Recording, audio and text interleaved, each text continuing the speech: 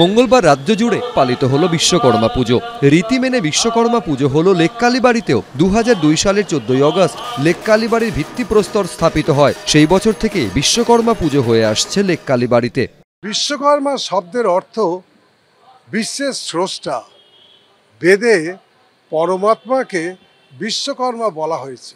এই বিশ্বকর্মা সমস্ত স্থাপত্য ও কারিগরি শিল্পের উৎস। অলঙ্কার শিল্পের কিন্তু স্রষ্টা। তিনি ভগবান কৃষ্ণের জন্য দ্বারকা শহর, আবার পাণ্ডবদের জন্য ইন্দ্রপ্রস্থের প্রাসাদ গড়েছিলেন এবং আরও কি করেছিলেন না, ভগবান বিষ্ণুর জন্য সুদর্শন চক্র করেছিলেন। ভগবান শিবের জন্য ত্রিশূল, সেটাও কিন্তু বিশ্বকর্মার সৃষ্টি। এতদিন মূল মন্দিরেই বিশ্বকর্মা পুজো হতো। এই বছর মন্দিরের উল্টো দিকের প্রাঙ্গণে বিশ্বকর্মা পুজোর আয়োজন করা হয়েছে। কারিগরি বিদ্যার সঙ্গে যুক্ত সমস্ত মানুষ বিশ্বকর্মার কৃপা প্রার্থী। এই ভাদ্র মাসের আজ সংক্রান্তি, এই সংক্রান্তিতে সব কলকারখানাতে বেশ আড়ম্বরের সঙ্গেই এই বিশ্বকর্মা পুজো করা হয় এবং অন্যান্য দেবদেবীর মতোই যেমন মূর্তি গড়ে, তারপরে হচ্ছে কি যে ঘটে পটে এই বিশ্বকর্মা পুজো করা হয়। আমাদের এবছরেতে আমরা একটু বড় ঠাকুর উপস্থাপনা করেছি। বিশ্বকর্মা পুজো উপলক্ষে লেক কালীবাড়ির দেবী মূর্তিকে এদিন সাজানো হয়েছিল হলুদ গোলাপ দিয়ে। সকাল থেকেই মন্দিরে ভিড় করেন বহু ভক্ত।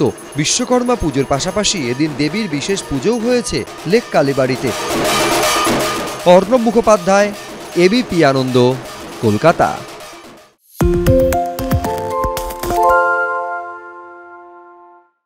আরে চাটা দে ভাই, আমার একটা চা দেন। কি হলো আমারটা? বাংলা পক্ষপাত চায় না, বাংলা খবর চায়। বাংলা খবর, বাংলার খবর। সত্য অন্তহীন, সত্যের খোঁজও তাই, সত্য সন্ধানে তাই আমরা অক্লান্ত, অকুতভয়। এবিপি আনন্দ নতুন ভাবনার প্রতীক, যা মনে মুক্ত, তথ্যে যুক্ত এবং যাবতীয় সীমানার বাঁধন থেকে মুক্ত। সীমা না শব্দটির মধ্যে লুকিয়ে আছে মানা শব্দটি, যেন চোখ রাঙানি এক অদৃশ্য বেড়াজাল, যা আটকে রাখে আমাদের এক ছোট্ট গণ্ডির মধ্যে।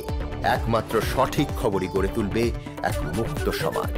সেই জগৎ গড়ার লক্ষ্যে কোনো সীমানার ঠুকুটি আমরা মানব না। এবিপি আনন্দ এগিয়ে থাকে, এগিয়ে রাখে।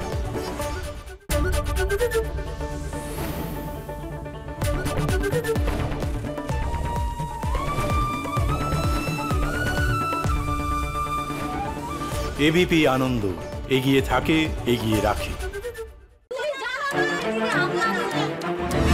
বাংলা চেঁচামেচি চায় না, বাংলা খবর চায়। বাংলা খবর, বাংলার খবর।